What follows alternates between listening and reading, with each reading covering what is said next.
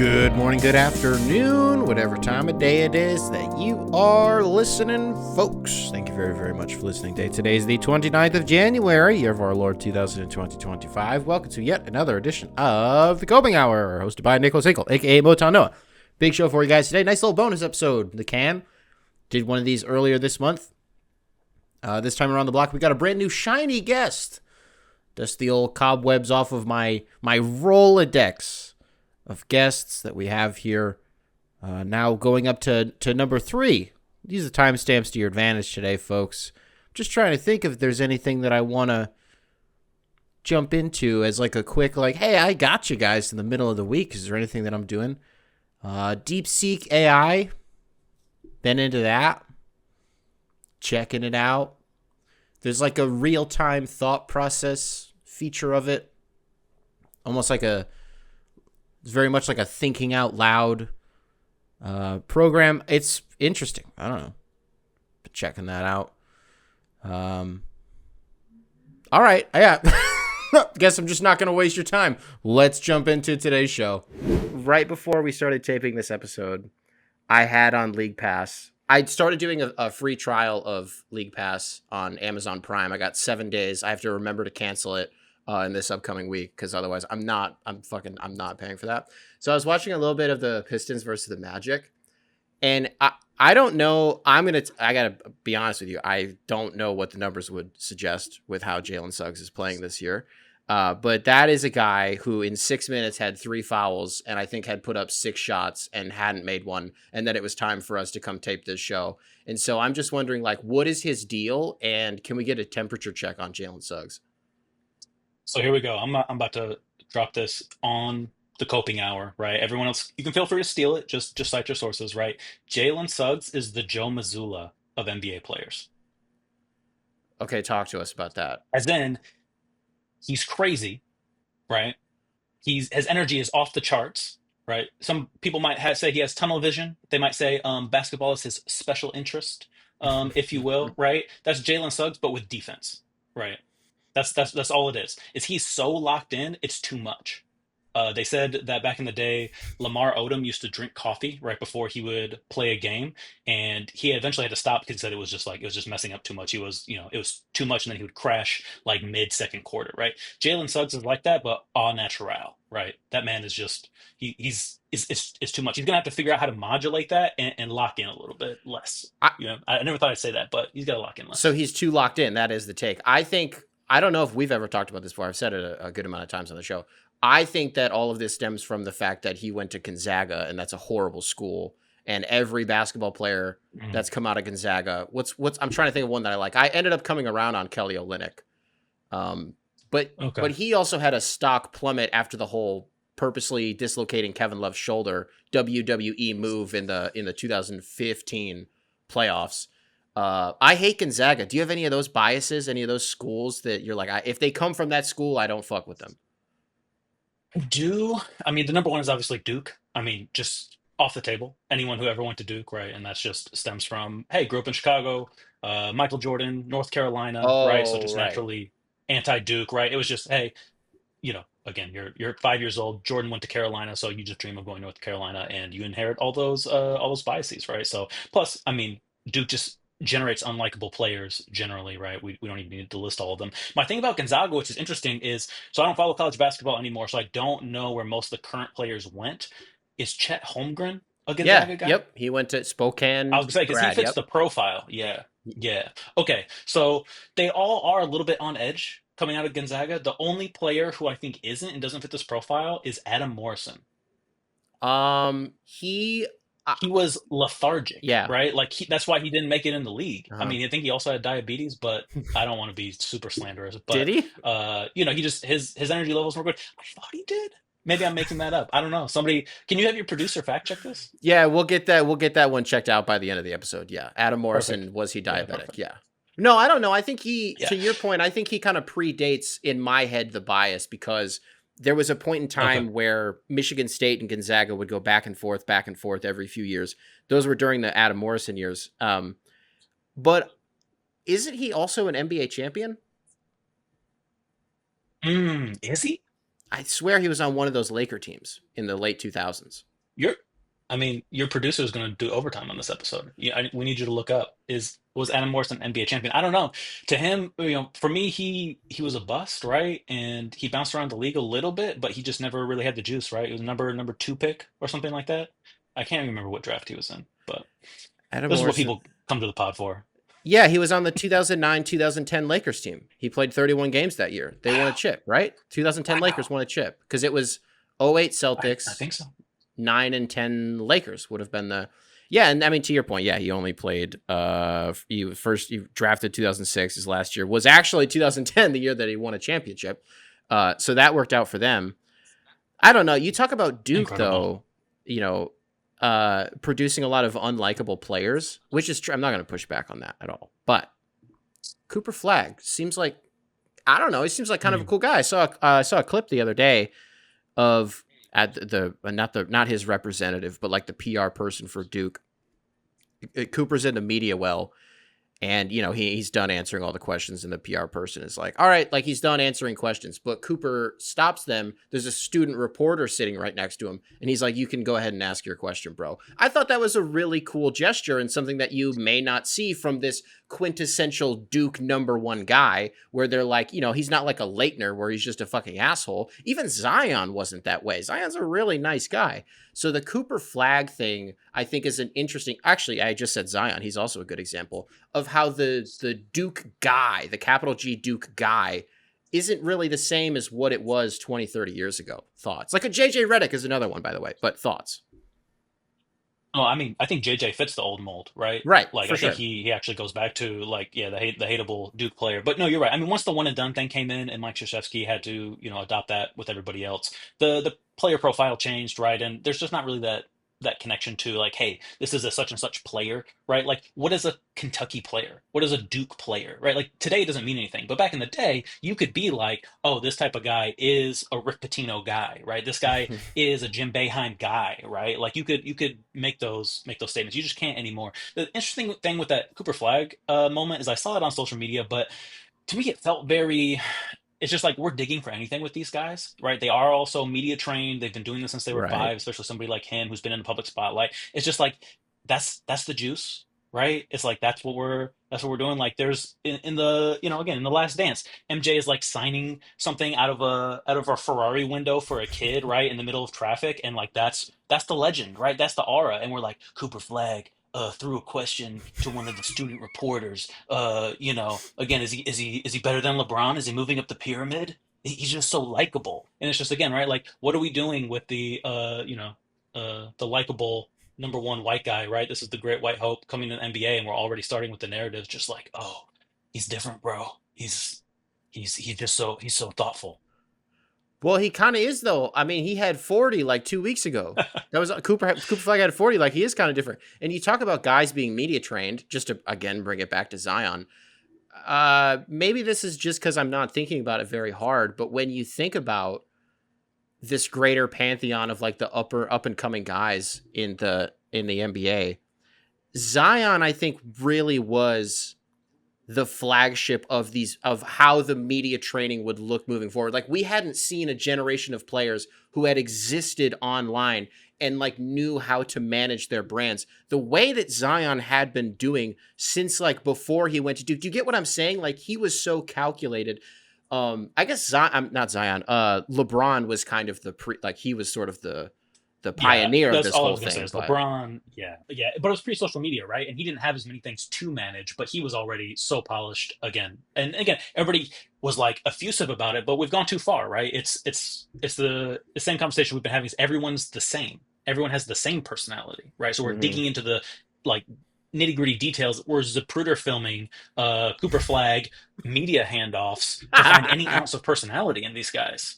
Like to me, it's like we're doing too much. It's just like I want to go back to the days like let Zion be the Zion he is now in college, right? I want to hear the dorm stories. I want to hear the fraternity stories of Zion then, right? Like I don't want him having, drama with seven different women in New Orleans and he's got a pulled hammy every week and he's 700 pounds. Like, get that out of the way at Duke. That's what college is for. Go do all that messing up there and then be ready to come in the league. Now, again, like your guest last week said, New Orleans is cursed. So Zion, I don't even blame him for any of this. He just fell into, he fell into the trap. So that's, you can't really blame him. If he went to New York, is he different, right? Again, if New York can make Karl Anthony Town different, right? They could probably make Zion different. I don't know. I mean, I don't think that it has made them. How do I say this? Well, I was going to say I don't think it makes them unlikable, but it definitely makes them harder to like. Man, how do I want to say this? I mean, you see this where it's just like, oh, Jalen Brown has some like generic Martin Luther King reruns, and everybody's just like, oh man, he's empowering the generation. He's a social movement leader, and it's just like, man, because he read a couple books, all of a sudden, everybody's on his jock about it. It's just like, again, the bar is so low, right, that these guys are just vanilla, bland. Again, Jason Tatum, right? The man can't even come up with a nickname, right? There's no like. He's supposed to be the face of the league, the face of American-born players, whatever in the league. Like again, there's nothing there, right? There's no there, and that's true for most of them because again, if you think you're going to be in the league, this is now a requirement. That's why somebody like Ant, right, is way more interesting. Or yeah, go ahead. Well, you mentioned the thing about Jason Tatum being the face. The way that you framed that, I've never heard that. Jason Tatum being the face of American-born players. We talk about the face of the league, and usually the Lukas, the Jokic's, the whoever of the world comes up. Lately, they have been recent years. They have been international. The face of American-born players. That is a fun conversation. I saw something. You also bring up Anthony Edwards, who would also be in the conversation. I saw That's right. he just became the Minnesota Timberwolves all-time leader in three-pointers made. Is that crazy? Because that Thank you. feels crazy. Crazy. And I was going to bring this up because again, how is Cat? We've already debunked this, by the way, but how is Cat the greatest big man shooter of all time? And Ant already beat his record. Cat's only played for the Timberwolves prior to this season, so For to be like the 8 years. best shooting big man of all time. But that, if that were true, that would mean big men are so terrible at shooting because a guard beat your record in half the time with the club, right? So either you're saying every big man is terrible at shooting, which means that that accomplishment that you crowned yourself with wasn't even a big deal in the first place. So again, it's like lose, lose, lose all the way around for Cat on this one. It's just like, man, I couldn't think of a bigger way to demonstrate that Cat has never been that dude than and breaking his record. What, 4 years in, 5 years in, whatever. Yeah, 2020 draft. So yeah, what is this? Yeah, year 5 for him. Then, man, I'm really trying to throw a haymaker back in your direction because I'm trying to go to bat for my guy Cat. He's at the top of the. I mean, we have to talk about him for MVP this season at this point. So I don't like that we have to. But I don't have anything. I don't have any pushback on this. That's crazy. Have you also been seeing that? I don't know, man. Maybe this isn't really in your circle, but D'Angelo Russell puts up a video on YouTube the other day, and he's like, "I got traded" in all caps, and it's like the thumbnail is of like his face, and on one side of the thumbnail is like him in a Lakers uniform with Kobe, the other one is him in a Lakers uniform with LeBron, and I'm just like, it's crazy to see like, I don't want to say like clickbaity like thumbnail like people who watch the thumbnail reactions that I'm talking about, like the facial, like the like, oh, cops called, like shit like that. It's crazy to see NBA players like doing this stuff because we saw Jared McCain a few months ago when they played the Lakers. He was like, I just played Bronny James, and the thumbnail was him being like, whoa. And I'm just like, what a bizarre era of the NBA this is, because you just don't see this that much in the other sports. Like players they do vlogs and shit like that, but it's a very specific type of content that we're seeing. And so this is a very wordy way to ask you this question. But off the top of your head, a moment in NBA history where you wish an avenue of communication like this existed, where a player 3 days after something could happen, 24 hours after something happened, can put out a video like this. The two things that come to mind for me immediately, Latrell Sprewell, be pretty funny. And then the second one, the Clippers tunnel incident. Both those are great. Mm-hmm. I want Blake Griffin punching that guy at the restaurant and breaking his hand.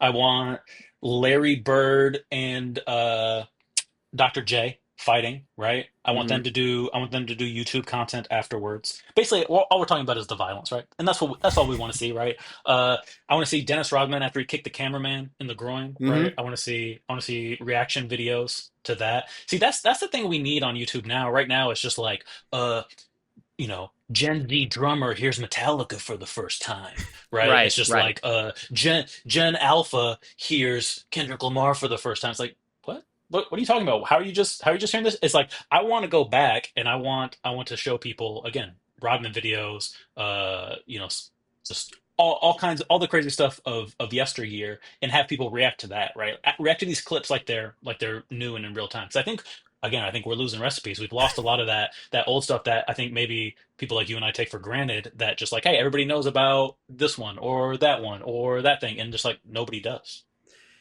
Yeah, I saw a YouTube video the other day. It was like my dad listened to Yeezus for the first time, and then parenthetically, it was like he cried. And Mm. the thumbnail to the point that I was making earlier was like both of them like with their heads in their hands, shit like that. Um, if I've argued this point before, but like if we had a vlog of Wilt right after he drops 100, the point that I've made in the past is that even if the NBA came out tomorrow and was like, you guys have been right the whole time, we lied about the 100-point game, that actually did not happen. I don't think anybody would care at all. I don't think that would shake the fabric of anybody's worlds. Like, what does that change if the NBA lied about that? Yeah. I'm trying to think. Nothing, but only because Wilt has so many other records, right? If that was his only thing, his only claim to fame, right? If he was again, right, any other person, right? If he was William, Chamberlain, then all of a sudden, it doesn't mean, okay, 100-point game is his only claim to fame. Then yeah, it means something. But no, he's already just got too many records, so I think it's fine. You do bring up an interesting point. It's like, is that really the thing that Trump should have signed? Executive order releasing? It's just like JFK, MLK, Wilt's 100 video, right? It's like it's in the vault with those, and he releases it with the rest, right? Like that's really what the people want. Or the one where it's just like they release the unreleased studio footage of the Beatles, and it's the Migos just writing their music for them, There we go. right? Because again, this is like Will didn't score 100 because there's no video evidence is very like Migos are better than the Beatles, but I'm here for it, right? Like actually, let's have the conversation. Let's go bar for bar, band for band. Can the Beatles keep up with the Migos? It was it does kind of though open up a whole can of worms if you do reveal that and you do go into the vault, because it's not so much that we're going to focus on the 100-point game. It's like, okay, so what else did they lie about? And then it's like, where does your brain immediately go? Frozen envelope. So we're like, okay, so let's get into the Ewing draft shit now. Right. And then it's just like I'm trying to think now you look into like the secret Jordan gambling suspension shit in the 90s, trying to think Yep. of some other stuff. Oh, the early 2000s Kings versus the Lakers. People would be curious about that one. It's a snowball thing, I think, right? Absolutely, right. Just like you release the vial of HDH that LeBron first used when he was 16. What? All the good ones. All the stuff's in there. It's in the vault. That was a good little jab for me to bring up the gambling suspension, and then for you to immediately get in the HGH back. You get one, I get one.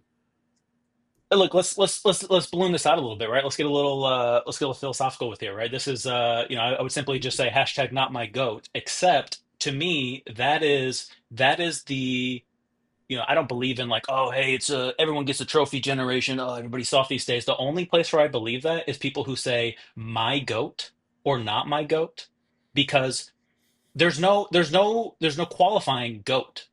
What does GOAT stand for? Greatest of all time. That's not a there is no ownership there. There can't be as many goats as there are human beings on the planet, as many basketball opinions there are. There's one, right? And you make the statement and you are more emphatic with it, and that lends it more credence, right? So if I say Jordan is the GOAT, right, and you come back and you say LeBron is my GOAT, right? It's like, yeah, you know what? You did get a trophy for seventh place. That's how it makes me feel, because you're just out here being like, well, you can't invalidate my feelings. You don't know how I feel, right? And it's again, everybody's learned the social currencies of what you can and can't say, how you can and can't combat people, and so people are just like, well, Jason Tatum is my goat, and Donovan Mitchell is my goat because I'm a Cleveland Cavaliers fan. And it's just like, are you, again, right? Have you never watched basketball before? And furthermore, if he was the goat, you wouldn't say he's my goat. You'd say he's the goat because there's only one. Who's the greatest? Not my greatest, right? This isn't My Little Pony, right? My Little Greatest. That's not what we're doing here. Well, for me, it's like I say it's LeBron, A, because I believe it, and B, because I didn't see Jordan. And so I am one of those people that like I know that stuff happened in the past, but unless it was the bad boys, I don't care about it. And so I don't feel Mm. qualified because I didn't live through it. I don't know like culturally, narratively, what was this experience like? I can only, cut on the tape. And so for me, it's a LeBron because I've lived through the entire thing. Like that's why it was so crazy when Kobe retired for me was because I mean, he was in the league 2 years before I was born. So literally my entire life, I had only ever known him. And then when he retired, it was like, wait, so what the fuck do I do now? And then with LeBron, he gets drafted in what 2003. So I was 5. And so that as far as my conscious life goes, I have only known LeBron and the ebbs and flows of it. A couple episodes ago, we talked about like it's crazy in retrospect that the decision was like televised and like just to look back on that as an event, like what the fuck was that? But I remember everything about it, right? And that is why I say it's him, is because I feel more qualified to say it because I lived through it. Does that make sense? Absolutely. And I think that's part of it, right? And I think you and I have talked about this off mic, but the reason why everybody's so invested in LeBron is because again, he's the best player of your generation, right? Of this media class of generation. Again, if you say he's the best player I've ever seen, that's a completely legitimate statement, right? Like, and if you say he's the GOAT, that's a legitimate statement to be debated or argued, right? But again, it's just that it's that qualifier, just so people can't really come back at you, right? It's sort of meant to disarm people, but it doesn't really work. I mean, I think the thing with LeBron is, again, if you came into media when LeBron was the man, you're going to be more invested in saying he's the best because that reflects well on everyone who's around in those jobs while Mm-hmm. he's playing, right? Again, it's one thing to be like, if Bob Costas comes at you and is just like, yeah, I got to call Michael Jordan games. I got to see the greatest player ever. I got to be courtside for that, right? It's just like that's going to leave some guys a little salty who are doing it now, right? It's just like nobody wants to be on the decline. Everyone wants to live in Rome at the peak, right? Nobody wants to be there when the Visigoths are storming the gates, right? And unfortunately, it's okay to be like LeBron is the third greatest player of all time. There's no shade. I've enjoyed watching the third greatest player of all time. I didn't get to watch the second greatest player of all time, Kareem Abdul-Jabbar. I never got to see him play. But you know what? Hey, such is life. And if somebody tells me, hey, Kareem is the best player ever, and here's the book on him, hey, like to your point, it's like, hey, I'm not gonna be able to sit here and say, you know what? No, I remember in Game 5 and the '77 playoffs, he didn't really come with it, right? I can't say that, but again, if you just go through, this is why history is important, right? Listen to the people who came before you, read the books, right? Go through all these things and make an informed decision. It's just people are wrapped up in their ego around, hey, when I was into basketball and when I was at my peak, LeBron was at his peak, and that makes him the best ever, right? That's why again, people are going to say, LeBron played with trolls and with a bunch of short people. When everybody looks like Wemby and Chet in 10 years, and everybody's just like, yeah, you know, LeBron only played with people, 5'5" and under. You're not going to be able to really, you're going to look at those guys like they're crazy. Well, you can also take it a step further. So, like people of my generation, they look back on the '90s and like I don't know between the late '60s and the mid '90s, and people are like, "Oh, player X only played with milkmen and fucking like door to door shoe salesmen and shit like that." And so, if we zoom out on the timeline, what do they say about LeBron? That he played with like TikTokers and people who I don't know what was in 2008, like people like MySpace. I don't know. I'm just trying to think of shit that was going on. People who participated in the financial collapse. I don't know. Yeah, yeah, he played against a bunch of bankers There we go. and people who wore Von Dutch. You know what I'm saying? Just like it's not gonna look so good. No, I mean ultimately when we go through it, right, and this is to bring it back around, people don't like to go the other way, right? So everybody's like, oh, LeBron would have dominated in the 1970s, and it's just like, okay, but here's the other thing, right? Cat can't be the best shooting big man of all time because today Larry Bird would be a stretch five. So Larry Mm. Bird is the best shooting big man of all time, right? Who was a 3 or a 4 in the 80s, who would be a 5 now, right? And just had it. And that's not even counting like, hey, Hmm. Kevin McHale. had all the shots, right? He had all the geometric angles on the backboard. So you're not going to convince me that because you could hit a three, that's harder than hitting something off the high glass with like a 20-degree angle towards the basket. Like, no, no, no, no. You're not going to convince me. All I know is you're mentioning all these guys that I recently rewatched the Bad Boys 30 for 30. Dog, I even sat, by the way, through the credits so I could see Bill's name come up as an EP. I paused it and I made Maddie look at it, and I was like, there he is. There's his name. And she was like, okay, what the fuck? It's more of a for me thing. But anyways, you're mentioning all these people and like just watching the Bad Boys, and it's been a few years since I had seen that. And just like, dog, they like straight up killed people on like they would fight people. And it's so funny because they were playing, I think it was in 1987, they were playing the Celtics. And after a few years in the playoffs of the Pistons just like being assholes, Robert Parrish had enough, and he just like straight up starts punching Lambeer like under the basket, balls in the air, and he just starts like laying haymakers and shit like that. And they cut to Kevin McHale, who was like, "Oh yeah, Lambeer had it coming." And it was around the time that I think McHale would have been coaching for the Rockets. This is a very roundabout Okay. way to get to this point. And so growing up, my only knowledge of Kevin McHale was that he was like an analyst and that he was a coach. And I knew that he sucked at both of those. And I was like, oh, but he used to play. Like, that's 100%. cool. The first time I ever saw the Bad Boys documentary, I think it came out in 2013, I learned that Kevin McHale was like not just like a dude who played for those Celtics. He was one of the dudes who played for the Celtics. And to this day, I have just hated him because I've only ever known him from that documentary. 100%. I mean, he was a terrible coach, right? I think Minnesota, Houston, right?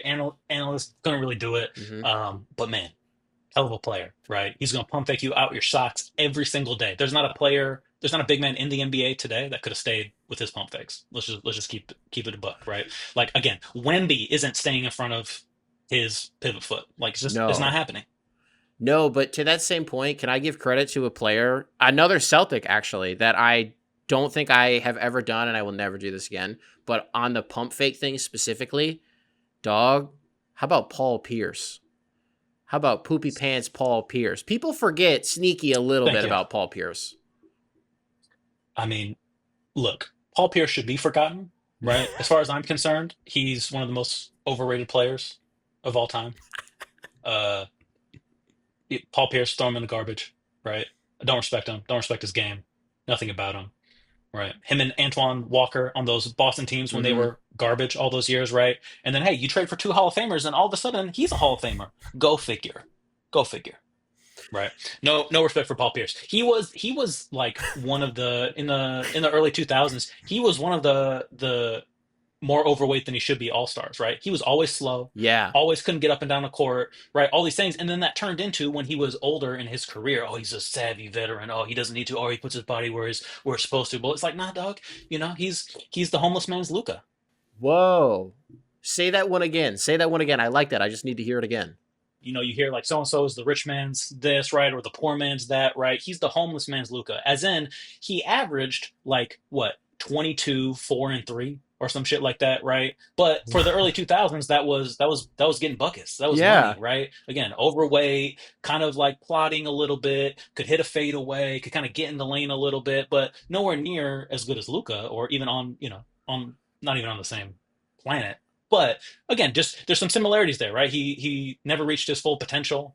You know what I'm saying? Like again, he couldn't keep it together, and he needed a couple Hall of Famers to lift him up, and that's okay. We all need we all need help sometimes. We all need people to make us look good. This is a dynamite take. I wanted you to say it again because I wanted it to just like sink as a dynamite take. We were watching an episode of the Chappelle Show recently, and there was a sketch, I think in the first season, where they were like, Dave was like, what if you, like back when like Kobe was a thing, which by the way is something to be said that you talk about losing recipes. There 100%. is not a player in the NBA, not even Steph. We don't even do it for Steph, that you say their name when you're shooting a piece of trash into the garbage. You don't say that anymore. Again, when so I love Steph, giant Steph guy, right? I phased out of college basketball years ago, but I tuned back in for a couple guys, right? One was Carmelo, one was Steph, Mm-hmm. right? Those were the guys where it's just like I'm not even into college basketball. I gotta watch these guys play, right? So huge Steph guy. However, when everybody was just like, oh, he's reinvented the game by shooting deep threes, Kobe. Kobe did that, right? We used to be on the playground, 6 steps behind the 3 point line, going Kobe, Kobe. right? Because again, go watch old Kobe, drop 81 on Toronto, right? He's out there again, 30 feet, hitting threes, right? Again, he had unlimited range, but people just weren't shooting threes like that. And he had a mid range game, and he could get to the hole, and he would shoot free throws, right? Again, way more well rounded than the players today. And so, again, he didn't have to shoot all those threes like that. But he was the original. Hey, I'm shooting it from way farther than I should be. You're shouting Kobe. That's it. Yeah. And so again, for people to forget that that was the case and oh, Steph did all this, it's like yeah, the Steph's addition to it was that he did it so many times a game, right? If you shoot 10 threes a game from that distance, right, it is just going to change the geometry of the court. Totally valid, all that, right? He deserves all his flowers. I'm just saying Kobe did it, right? And let's have another discussion, right? Let's keep it real right now.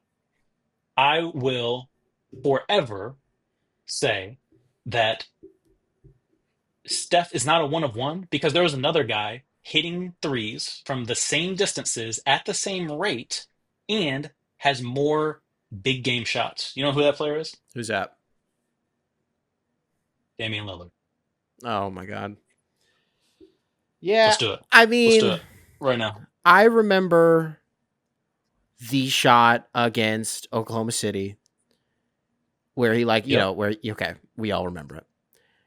And I'm trying to hold that up to the craziest Steph shot that I can think of off the top of my head, which is The probably Olympics. is I don't know if anything's crazier than his double bang in Oklahoma City pulling up from a step inside half court I was watching that game live when it happened, live. right? Like that Yeah. was, They were getting and killed to because and start then the game. crazy thing was, and that was like it was like a Thursday. It was just a Yeah. random weekday, Yeah. right? That's how everyone was so locked in to the Yeah. Warriors experience. Yeah, again, that game was insane. Him and Clay both Yes. absolutely unconscious, right? And so I would agree with you, but again, there's not the stakes there. There's no stakes in that game. It's just That's a not true regular because it was regular the season game 73 in and like 9 season. February. 73 and 9 season. But again, right? It's not that like again, Dame Lillard has multiple. He's the only player that has multiple series winning Yeah, yeah, shots. yeah. Yeah. Against Houston too. Yeah. What are we talking about, right? And again, so if you want to talk about stakes, Steph, unfortunately, right, that's always the thing is that he didn't have the shots in the big moments. Now he put to rest a lot of that with the latest championship, right, in Boston, Mm-hmm. Game 4, right? That was an all timer. I couldn't believe that. Watching Steph do that, like literally brought back memories of watching MJ do that, right? Like Game 1 against Utah, where he hit that fadeaway to win the game Yep. uh, at the end. Like that's what Game 4 Steph was like, identical feeling to watching those two things. But again, Dame just had, again, it's not Steph's fault, but Dame just has bigger shots in bigger situations. Again, he didn't have the team success, didn't have the teammates, didn't have everything Steph had. But I've always contended that you put Dame in Golden State, identical run. You put Steph in Portland, probably identical run. Right? It's the same. There's no change. I don't know if there's none. I mean, you talk about the 2020 championship or the 2021 championship for Golden State. I don't want to say that's not the same thing because that's if I'm saying that was by himself, I'm fucking lying. Um, yeah, I don't know. I think it stinks to me that we watch Dame in Milwaukee, and even when he's played well this season, he's not talked about the way that he has been talked about in years past when he was doing the same shit in Portland, because he's doing it alongside Giannis, who's putting up the best offensive numbers that he ever has in his fucking life. And even he's being overshadowed by Nikola Jokic, who's having the best offensive season ever, period, and won't win MVP because I don't want to talk about the fucking MVP in January, but he won't win Let's MVP do it. because like he's being overshadowed by Shea because Shea hasn't won one before and voter fatigue is a real thing. So I don't know. Does that make your Damian Lillard point? I think maybe it does. Ultimately, Dame is not at the same point he was in his career, right? We've all had this is again, this is a part of LeBron's legacy, the same way all the good stuff is too, is we don't know anymore how to evaluate people in real time, right? LeBron hasn't been LeBron in probably 6 years, if we're just being honest, right? Go back to 2019, right? even earlier than that, right? Okay, let's just say his last season in Cleveland was the last year he was actually LeBron. That's my contention, right? Every season after that, he just hasn't been LeBron. We couldn't say that until like last season. There were Yeah, people who were just like, he's the same guy. He's top 10 players. Like that's absolute bullshit. So we don't know how to do this, right? We've lost recipes. We don't know how to say Damian Lillard's not the same guy that he was in Portland, right? It's just go back. I mean, watch the old tape. It exists. That's the thing that kills me. Is like that's not in the vault, right? That's not the grainy NBC footage from '94, right? The Dame stuff is there. He's not the same guy. So again, if he and the thing too is Dame's from Oakland, so if you put Dame in Golden State, that's true. right, for that entire run, the same range, right, everything. I mean, again, there's people aren't ready for that conversation. I remember having this conversation between him and Kyrie back when Kyrie was on Cleveland and taking Dame all day over Kyrie. And I would still take that. And now history has proven me right, but that's okay, right? It took everybody a long time. It's not fun to talk about anymore because Kyrie has done his thing. It's nice the little Kai Renaissance that he's been There we having go. recently, right? Like, hey, it's cute, it's nice. Like, I'm happy for him. I again teams I can't stand, Duke, Dallas, right? They're Dallas Mavericks never catch me a day in my life rooting for them. So it's bittersweet, but I like that he was able to bring it back. He didn't crash out. Kai Renaissance. That's a verbal trademark by you, by the way. Yeah, that belongs to you. The TM. craziest one of like those isms or however you want to phrase it that I've had in my life was in 2012 or 13. I tweeted that Jimmy Butler was going to be the next LeBron James when he was playing with the Bulls. I don't even remember if it was in a playoff Wow. series. I think it was literally we talk about in the middle of the week, like on a Thursday. I think it literally was. I just like tweeted it as a 15-year-old, 14-year-old, however old I was. This was back when Love it. this was back on Twitter when quote tweets were like literally you would quote the tweet and then put whatever you wanted That's right. after it. Remember, right? Yeah. So my mentions just got flooded with a bunch of people being like, "You're the stupidest fucking person in the world."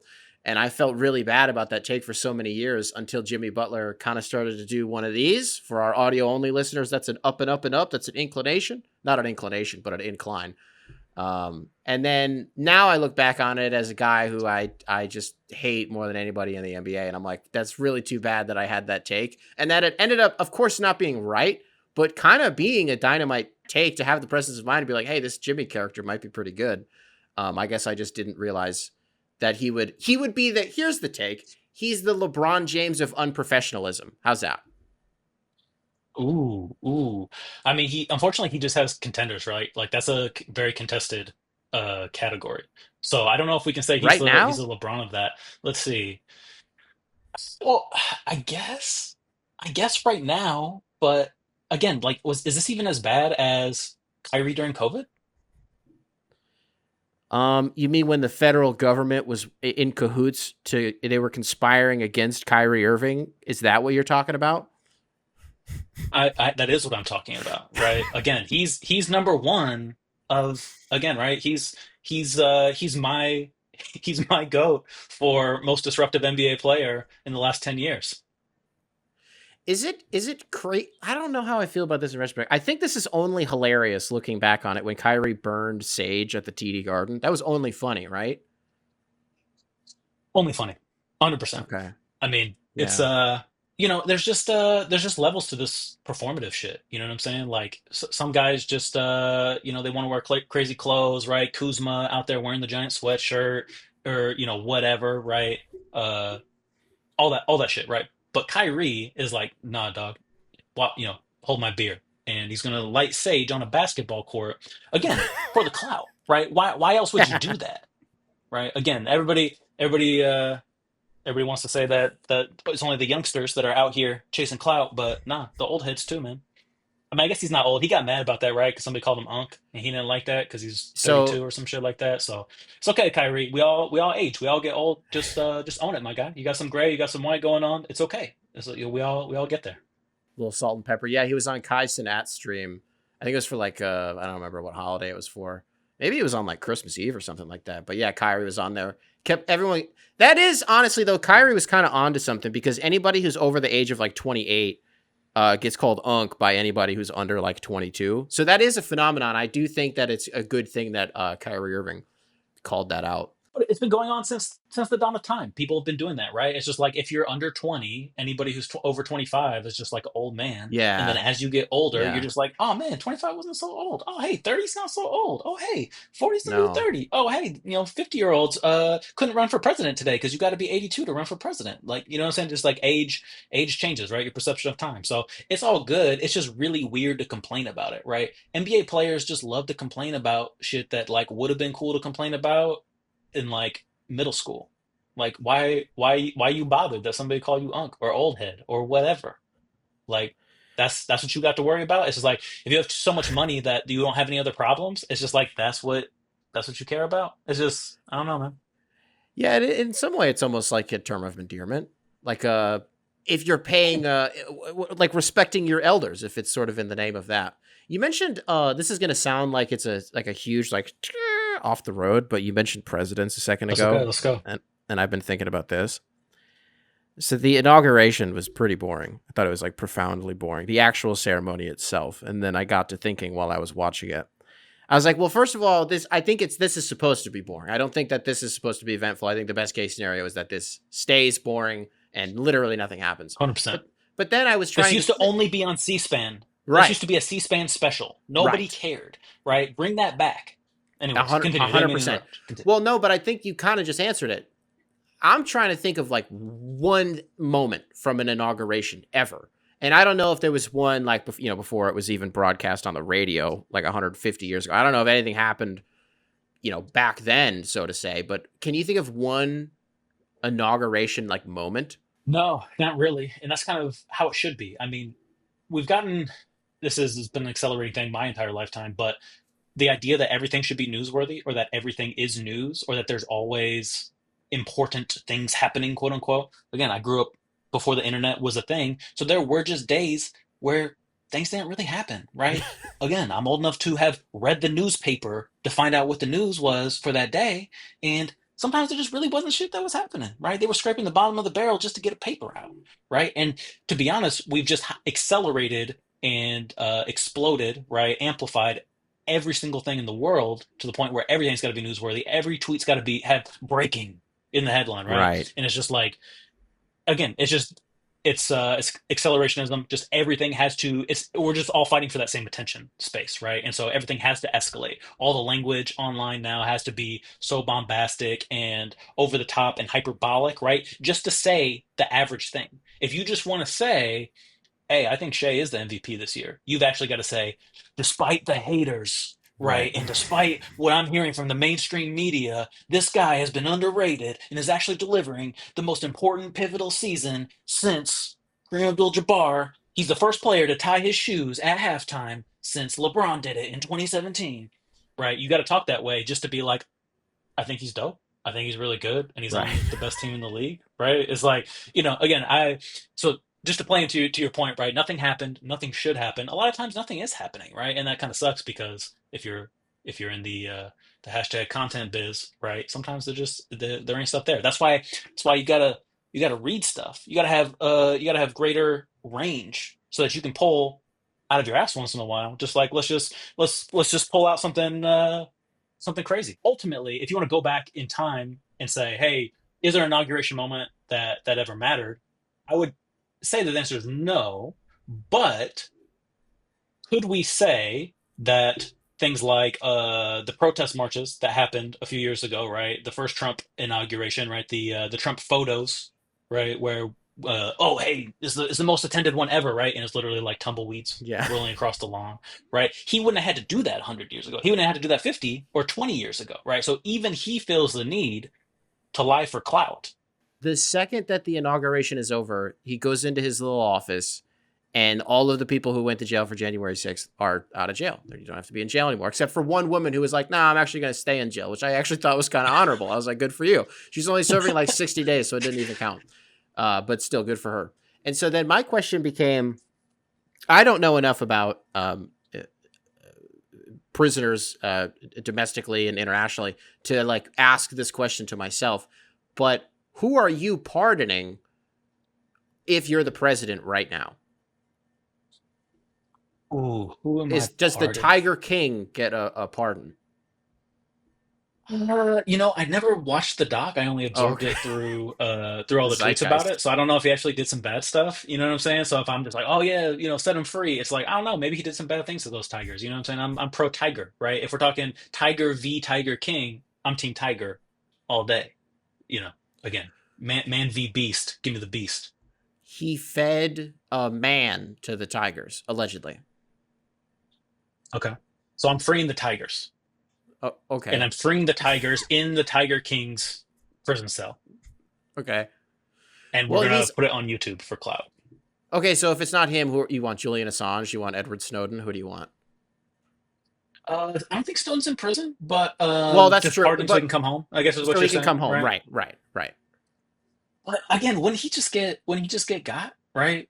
Wouldn't they reverse Luigi him, right? So wouldn't they send like a dude after him and they'd be like, nah, he didn't do it, right? So the deep state would send a Mario or a Wario, for that Right. matter, to snipe Edward Snowden, and there would be 1,000 pieces of evidence, and then he'd get off on a technicality, right? Because the government hates that guy. So Do you they'd think they reverse still Luigi care him. though? They'd Waluigi him. There you go. There Oh, it for is. sure. Those guys You are, think they still care? they do because government officials are petty, right? If you're a bureaucrat, you are an incredibly petty person. And this is the point that I think most people don't fully absorb is like there are bureaucrats in the government, right? And those are public sector bureaucrats. And if you're a middle manager in like a corporation, you're just a bureaucrat in the private sector, right? So I'm very Mm. familiar with private sector bureaucrats, and they're all extremely petty people. Because what are you doing all day, right? You kind of hate yourself for being a bureaucrat and a middle manager, and you don't really have, oh, hey, you get blamed for stuff, but you're not responsible. No, it's somebody else's fault or whatever. Those guys would love to see Snowden get got, right? They would love to Mm. like have him get got so that his body falls on like a Black Lives Matter street mural. His body falls where the A's at, and he's just There you lying go. there, right? Like they would love nothing more. His chalk outline would be the A in a Black Lives Matter thing, and Yeah. again, the MAGA chuds and the deep state, everybody would go crazy for that. They would go nuts. So Wait, yeah, I you mean, think I would pardon him, but I would send him to like where was Assange trying to get asylum? Ecuador or he something was like that, right? Like well I'm sending them both to Central America, South America. he lived I'm pretty sure Julian lived in the Ecuadorian embassy for like 5 Embassy in London. Yeah, right yeah. in London, right.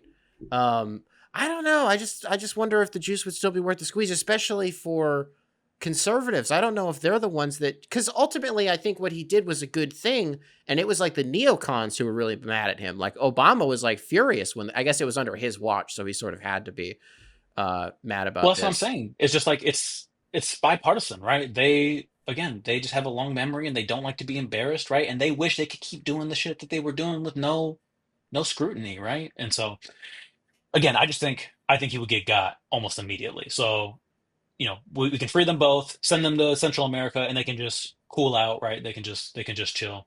I'm trying to think who deserves to get out right now. I guess if I'm just pardoning all the families and the kids in cages at the border. That's what's happening, right? There you We're go. just pardoning everybody, let everybody in, open up the gate. That's what we're doing. What was that thing about uh, I don't remember a couple planes full of about 40,000 refugees in Afghanistan. Their plane was just like they were like, no, you actually they were all cleared to come back to the United States or just to seek asylum in the United States.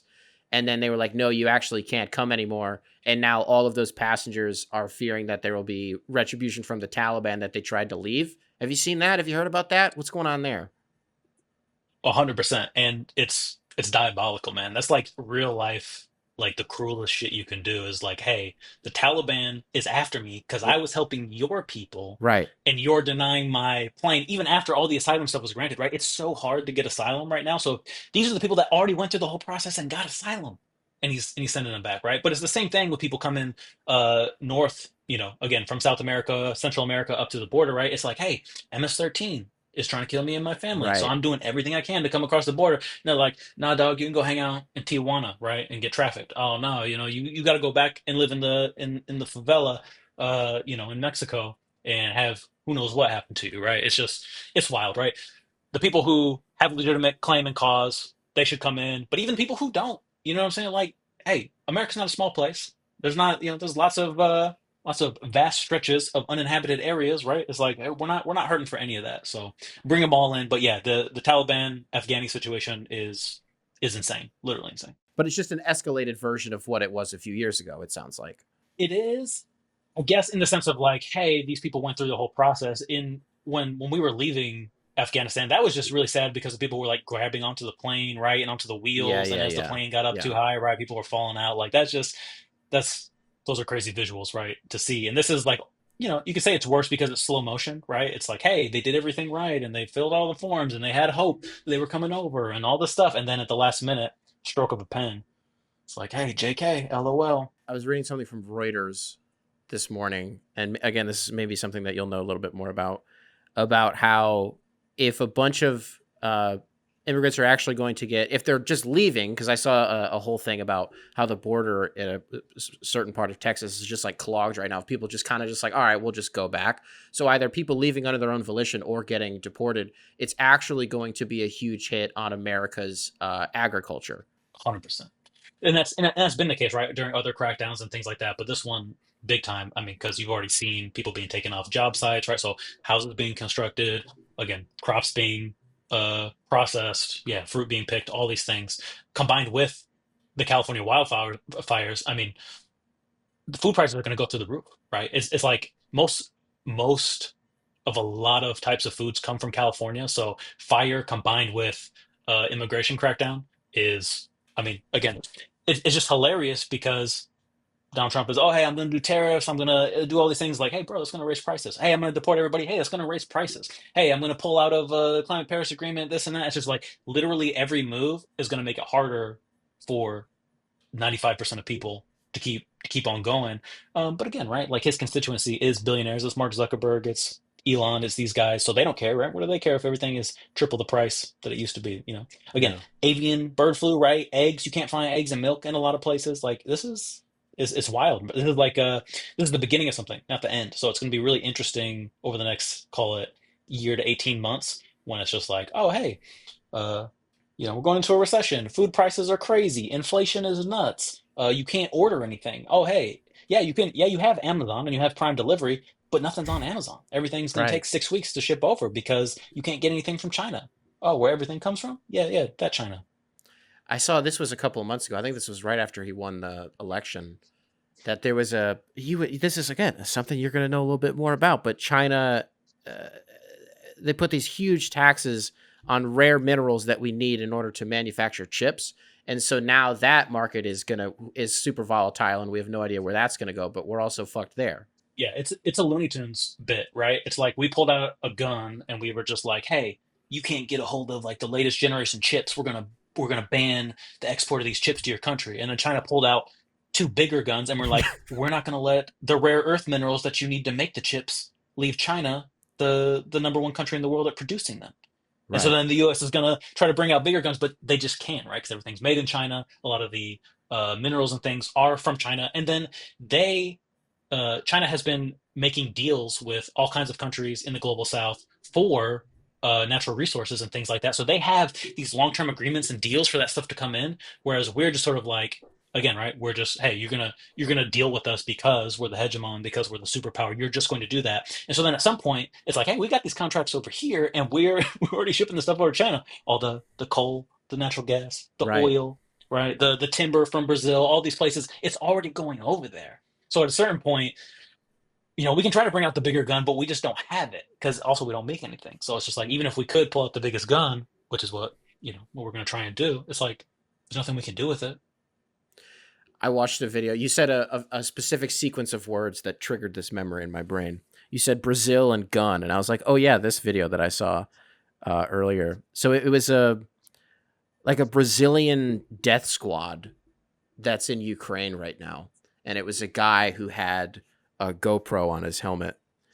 And the first thing that he does right before they get in, he's in formation, and right before they get into this firefight, he takes something off of his helmet and he pops a Zin, and then he puts the Zin back in his, and then he immediately gets in a firefight, and he's blasting, and I was like, that's the coolest shit I've ever seen in my life. A guy going out and being like, hey, I might die.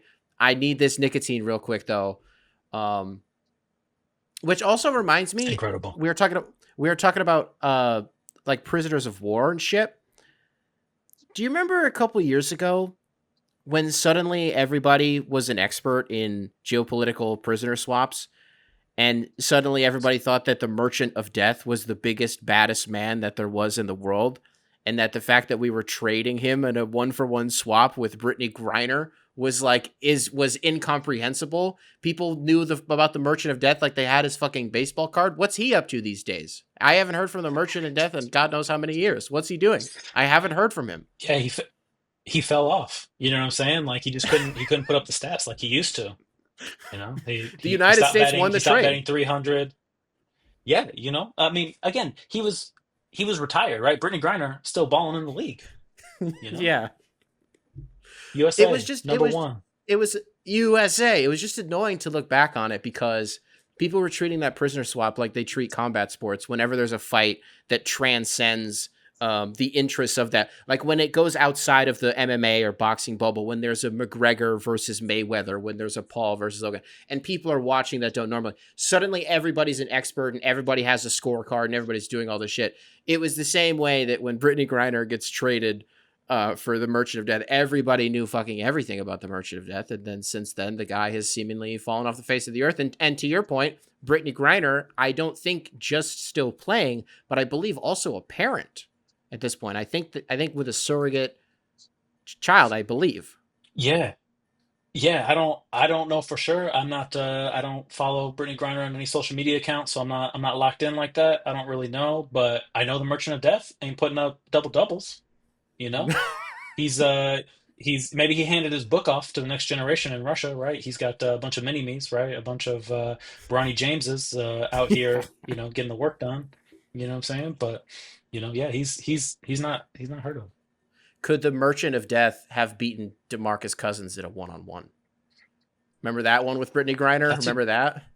that that's a great question. I mean, again, is it DeMarcus Cousins pre or post? What did he have? What was the Sacramento. career This is ending? Was it Sacramento. I think it ACL? was. I think it was an Achilles. I think is what he had. I think. Oh, it might have been an Achilles. Yeah, I think if it's pre-Achilles, I think you're taking DeMarcus Cousins, right? I think his again his right hook, right? His takedown abilities would have been good. Merchant of Death wouldn't know how to respond, but at post Achilles, I think the Merchant of Death is just is drawing on him too fast. He's got too many weapons on him after being in American jails, right? If anything, right, we made the Merchant of Death better. If he was in an American jail, he got more connections, right? He learned more about his clientele, right? Let's not pretend that he was only Hmm. selling to the third world or wherever, right? You're not going to tell me that he wasn't in collaboration with the CIA or the three-letter agencies, right? There's got to be some guns, drugs situation with the three-letter agency where that was coming into America. So if anything, he was just coming. He was just doing a sales, a Yeah. sales tour in American prisons, right? He was just checking in with the customer, voice of the customer over here. That's all. Market research. That's what it was. Right? We buy more guns than any other country in the world Right. combined, right? Like, hey, where do you think those guns were going? Come on. Right. So to wrap up the show, we can go one of two directions. Do you want to go the CIA direction or the Mossad direction? Mm, great question. I think the CIA direction is slightly less depressing, so maybe let's go that way. Okay, I think you'll like this one better, anyways. I Okay. recently learned about the like cyber weapon that the CIA used in Iran to find out about their nuclear weapons program. It was Stuxnet. Stuxnet. Dog. That is this. If can you give us for those of us for those of people out there who don't know what this is, can you explain it as simply as you can? What Stuxnet was, how the United States government used this to infiltrate a nuclear facility in Iran. Yeah, I'm gonna try, right? So I have a little bit too much, I would call it technical knowledge on these subjects, and so I might not bring it down to an appropriate level for a general audience. Let's put it this way: Stuxnet was a new type of what do you call it? Worm, virus, Trojan, malware, whatever that class of digital entity, right? It was a new type in that it was self-replicating and it uh, exploited they call them 0 days in the biz, right? Which Right. are exploits on a computer that have not been released to the public that are not identified yet, right? So Windows and all computer systems have vulnerabilities that are not known publicly, and that all types of entities, government affiliated entities, private entities, know about and have and are sitting on and waiting to be deployed. Now, once you deploy it, you kind of burn it, right? Because now it's out there. People can develop antivirus and things like that for it to combat it. So you hold on to 0 days like they're gold, right? If you're the type of person who's using them. So Stuxnet was a combination of several 0 days. That was yeah, four. 4. Yeah, see again, right? Like you're I mean, hey, you're already up on it then. But what it was crazy about it is that it was self-replicating and it hopped from USB to USB. Is basically how it went. Like it would be infected on an infected system. You put a USB in, it would hop onto the USB and then the next computer. And so it was just going around. And all it did was once it got to computers that controlled the centrifuges that spin uranium, it changed the spin rate such that it wouldn't be stable anymore and it would wobble and break the machine, right? So we're talking about like the finest level of detail to know which machines they're using and Yeah. which computers they're doing, like, and all that. It was crazy. Now, again, to your point about CIA versus Mossad, it was probably Mossad that developed most of that, Sure, sure, right? sure. Mossad and the CIA were collabing on that one, right? Israel has mostly been outed at this point as the people who put that together. But the thing was, is it was an evolutionary step forward in viruses, to the point where it started being referenced in science fiction after the fact, right? Like there's a later Ghost in the Shell series, Hmm.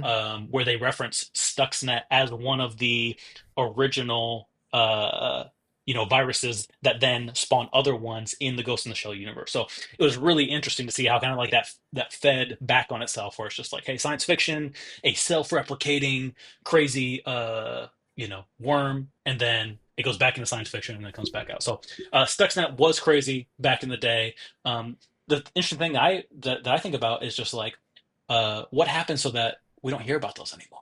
Right. Stuxnet couldn't have been the last one. Like, why don't we know about any more of them? That's what's Well, crazy to me. when you think about I don't know if you call this vulnerability or just how we found out about it was because it was on this guy's laptop in Iran who was not connected to the internet when he was in the nuclear facility, but then took that same laptop to like a coffee shop and connected to the internet. And to your point, explaining how it spreads, then that's how it happens. So it ends up in like 44 different countries. I think it was some like cybersecurity guys in Minsk got a call from this guy in Iran who was like, "Hey, my laptop is fucked up," and they take over his screen and they're like, "Blah blah blah blah." Then they find this malware in this guy's laptop, and it was what do you say they're called? Day one exploits, 0 days, 0 day exploits. 0 day exploits. They find that Yeah. in there, and they were like, "What the that?" Because that indicates that whoever put this on the computer is like they mean business. So they contact Microsoft. Microsoft, after 2 days, does not get back to them. The cybersecurity guys go public with this, and then it is deduced that this is an intelligence agency. We find out that it was the United States. They built a replica of this uranium enrichment facility, I believe is what it was on the surface. I think that's what it was, the cover for it was, because they were like, we want nuclear energy for just like just as like a usage for energy. We don't have a nuclear weapons program.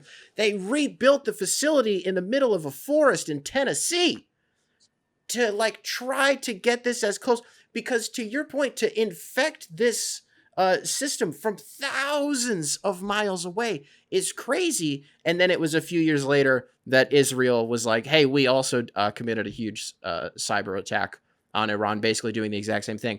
But here's what I wanted to ask you about is I don't know what's going on with the Space Force these days. I don't know if that's still like a thing but could you theoretically I don't know if you could just do this with like satellites, but could you deploy a cyber weapon from space of that magnitude? Do you think? I don't know if you know. So the interesting thing about that is you wouldn't really have to send it to space, right? Again, if you just think about like the topography of connected computers in the world, right? There's not really any advantage to shooting it up to space. Now, you could say something like, as something like Starlink Right. is becoming proliferating across, right? Like all of a sudden, if you get something into Starlink, is that then able to replicate in a way that gives you access. But you got to think about like, why would you do an exploit in the first place? It's because you want access to something on that network. So you could just say Starlink becomes more of a target as more people join up to it. But most people's home internet connections and things like that are not very well secured anyways. So you wouldn't have to like hack Starlink to get to the person or the information that you want. You would just do something a little closer to home, right? Now the question just becomes, as there's been a doctrine, I think it's since the Second World War, but essentially like space as a combat free zone, right? There's like an agreement that's been signed Right. by uh everybody that says like, hey, we're not going to go to war in space. But does that cover cyber warfare, right? And so the question just becomes, as we have a moon base, as we have more manned space stations, these type of things, is that become like the legitimate way to wage combat, in the same way that like theoretically, oh, nobody's supposed to go to war anymore, Geneva Conventions, oh, hey, UN, all this stuff. So people use economic warfare instead, right? Sanctions, again, corporate espionage, right? These type of things. Is is hacking people's satellites and the things that keep people in orbit and all these things, does that become fair game, right? Hey, I'm gonna take a little space station and I'm going to change the oxygen saturation by 2%. I'm gonna hack the space Mm. station so it does that. So then you start to have like a little bit of oxygen deprivation. Hey, you can't think as well, and it's so minute that does anybody catch it, and it just throws you off your game, right? So again, as the surface area goes into space, right? What are the crazy things that happen because of that? And I think that's it's a crazy thing to think about. That was a beautiful way to end today's program. As a final note, you mentioned people's home security, like their internet security. I remember very vividly you getting, you did a good job suppressing it, but I remember you getting annoyed at our Wi-Fi password here at home because it was not good. It was not very protected. It was not very good. Something that maybe in the future we can amend here at the Coping Hour headquarters. But ladies and gentlemen, if you are listening to this on Spotify, be sure to give us a nice little 5 stars. If you're listening to this on Apple Podcasts, still haven't figured out how I want to address the Apple Podcast listeners. What's up, Apple Podcast? What's up? And if you are listening to this on YouTube, be sure to leave a like, subscribe, nice little comment for the algorithm. And I will catch you guys in the next one.